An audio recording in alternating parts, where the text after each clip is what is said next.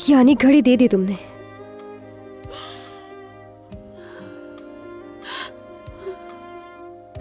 उसने ले लिया और कुछ नहीं कहा,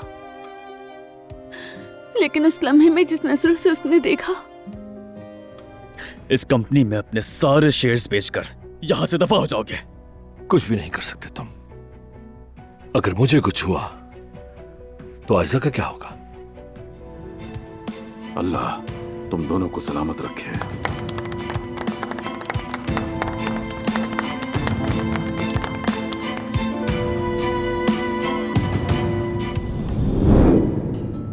हाँ बेटा, सुन रहा हूं, क्या कहना चाहते हो? बाबा। हाँ कहो ना, कोई बुरी खबर तो नहीं? बाबा दरअसल हमीद, नायला, तुम यहाँ क्या कर रही हो? यहाँ से गुजर रही थी, सोचा आपसे मिल लूं मैं। सेक्रेटरी ने बताया आप यहाँ हैं। आ जाओ बैठो। यहाँ सब खैरियत है ना? उमर कुछ बताने वाला है मुझे, पता नहीं क्या बात है, पर लगता है कोई अच्छी खबर नहीं है।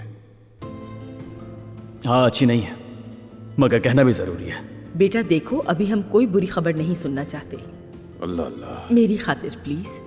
मेरी खातिर तो बताओ मुझे। इसका ताल्लुक मुझसे ही नहीं, बल्कि इस बात का ताल्लुक हमारी पूरी फैमिली से है बाबा। दरअसल जब मैं लंदन से वापस आया। तुम क्या कहना चाहते हो बेटा, मैं समझ गई, मगर अभी इसकी कोई जरूरत नहीं। और जो तुम वापस जाने का सोच रहे हो उसे रहने दो फिलहाल। क्या तुम वापस जा रहे हो? बेटा इस वक्त हमें तुम्हारी बहुत जरूरत है, खास तौर पर बाबा को। ठीक है अम्मी, समझ गया।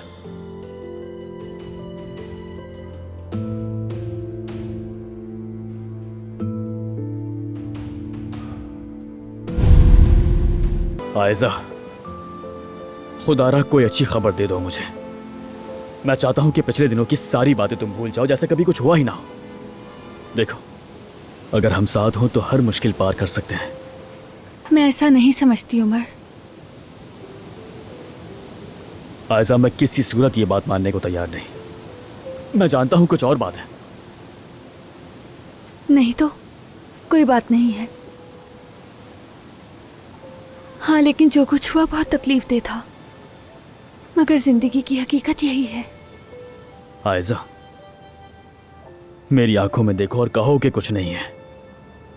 यकीनन मेहमत ने कुछ तो कहा है, या फिर कुछ और बात है, तभी तुम ऐसा बर्ताव कर रही हो मेरे साथ। क्या हो गया तुम्हें यार? मेहमत का कोई ताल्लुक नहीं। हाँ, उसने मुझे धमकाया, बदतमीजी की मेरे साथ, लेकिन ये फैसला मैंने खुद किया है। आयजा, तुम खुद अपनी जबान से कह रही हो, जो शख्स तुम्हें धमकाता है उसके साथ तुम कैसे जिंदगी गुजार सकती हो? चलो कुछ देर के लिए तुम्हें और मुझे छोड़ देते हैं, लेकिन क्या अपनी जात के बारे में नहीं सोचती? पहले मुझे भी हैरानी हुई थी, मगर उसको बुरा लगा था, इसलिए ऐसा किया उसने। बाद में मुझसे माफी भी मांगी। आयजा, मुझे यकीन नहीं कि ये सब बातें तुम कह रही हो।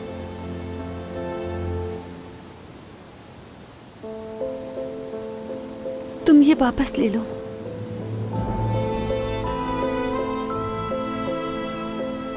आयजा, ऐसा मत करो। ले लो प्लीज। तुम जानती हो ना आयजा, इसे मुझे लौटाना किस बात की अलामत है?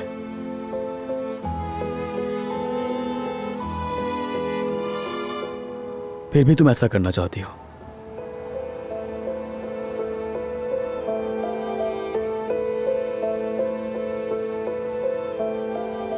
देखा, ये तुम खुद भी नहीं कर पा रहे। आयजा, ये ले लो उमर, यही सही है। आयजा, तुम ये सब करके मुझे, हमें, सब कुछ खत्म कर रही हो। क्या वापसी का कोई रास्ता नहीं? यकीन है तुम्हें?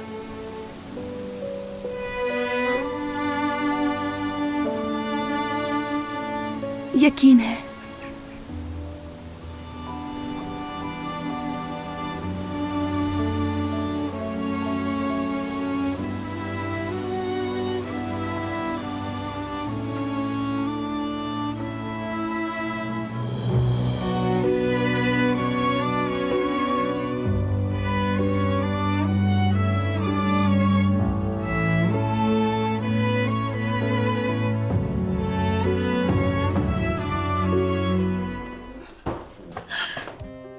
आयजा,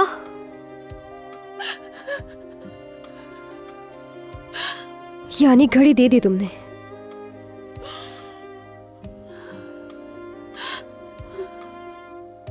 उसने ले लिया और कुछ नहीं कहा, लेकिन उस लम्हे में जिस नजरों से उसने देखा, जानती हो तुम, मेरा जी चाहा वहीं मर जाऊं। उसकी आंखों में जो दुख और मायूसी थी यास्मीन। मेरी जान, तुम परेशान मत हो, बस तुम पुरसुकून रहो। बाद में कॉल करता हूं तुम्हें। तो अपने शरीक जुर्म से बात कर रहे थे? ये क्या बकवास कर रहे हो तुम? सब कुछ जानता हूं मैं। उस तुरगाय नामी आदमी के साथ तुमने जो चक्कर चलाए हैं वो सब मालूम है मुझे। तो तुरगाय से मिला है तुम? अंदाजा था मुझे, मुश्किल में फंस गया वो। खैर, मुझे छोड़ो। खानदान को, आयजा को, हर चीज को एक तरफ कर दो, लेकिन इंसान जिस थाली में खाता है उसमें छेद नहीं करता। इस कंपनी के लिए तुम्हारे बाबा ने खून पसीना एक किया है। मेरे बाबा का नाम मत लो। बस अब अंदर जाकर कहो कि ये मंगनी मनसूख कर रहे हो, वरना तुम्हारे सारे करतूत सबके सामने आ जाएंगे और फिर तुम इस कंपनी में अपने सारे शेयर्स बेचकर यहां से दफा हो जाओगे। कुछ भी नहीं कर सकते तुम। अगर मुझे कुछ हुआ तो आयजा का क्या होगा?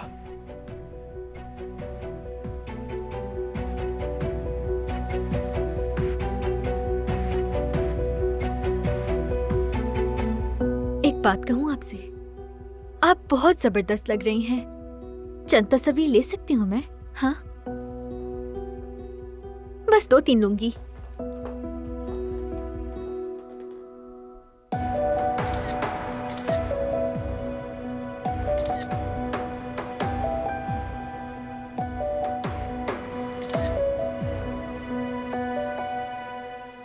आयजा, आप ठीक हैं? मूड खराब है क्या? अरे तुम्हें तो पता है ना, ये थोड़ी नर्वस है। इन हालात में ऐसा ही होता है। अभी तुमने जितनी तस्वीरें ले ली काफी है। पहले मंगनी हो जाए, फिर जितनी चाहे पिक्चर्स लेना। क्या मैं अंदर आ सकता हूँ? जी बाबा, आ जाएं।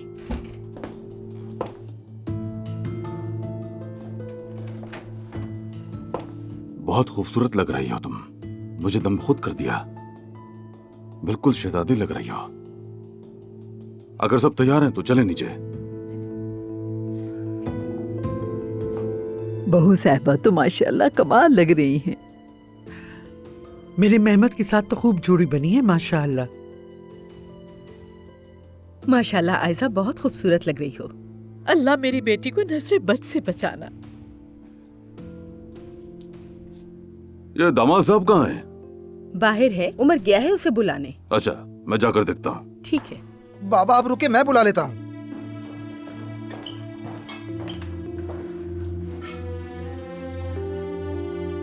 कहते हो कि आयजा से मोहब्बत करते हो, बेशर्मी की भी हद होती है। मैं जो चाहूं हासिल करके रहता हूं। बाबा मैं देख लेता हूँ मेहमत भाई और भाई को। आप जाए, मेहमानों के पास बैठे।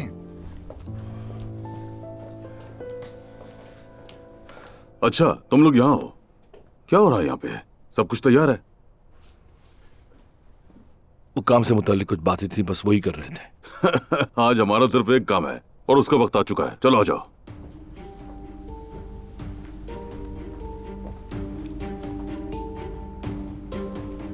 क्या हुआ? कुछ भी नहीं। आप ठीक है ना? हाँ ठीक हो, चलो।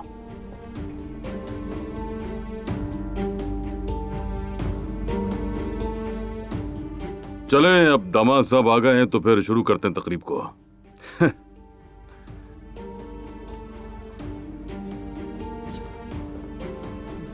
बाबा, मैं जरा चेंज कर लूं, फिर आता हूं। तकरीब हो रही है बेटा, रुको।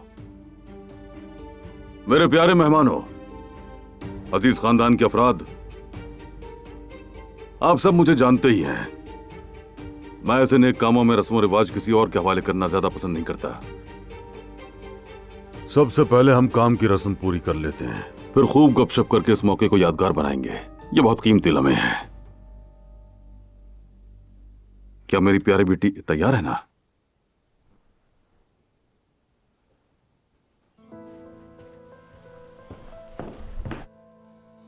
अपने बाबा की बात तो मुकम्मल होने दो। मेरे बच्चों, आज मेरी जिंदगी के सबसे खुशी के दिनों में से एक दिन है।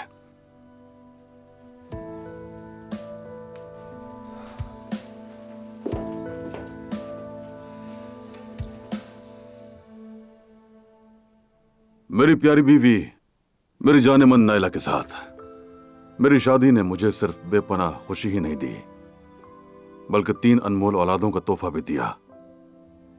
अल्लाह जानता है कि मेरे मरहूम भाई की अमानत मेहमद भी मेरे लिए मेरे बच्चों जैसा ही है।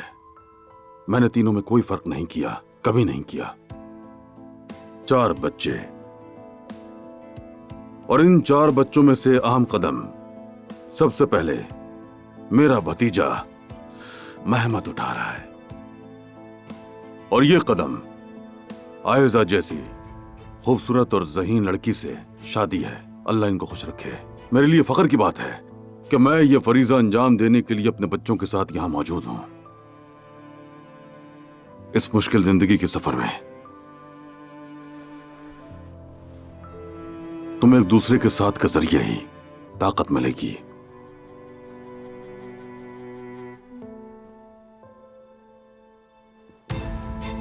अच्छे साथी, शरीके सफर और दोस्त बनकर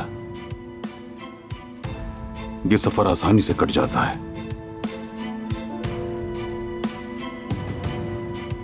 तुम दोनों की जिंदगी में कभी कोई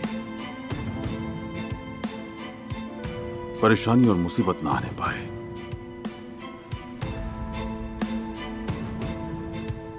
अल्लाह तुम दोनों को सलामत रखे।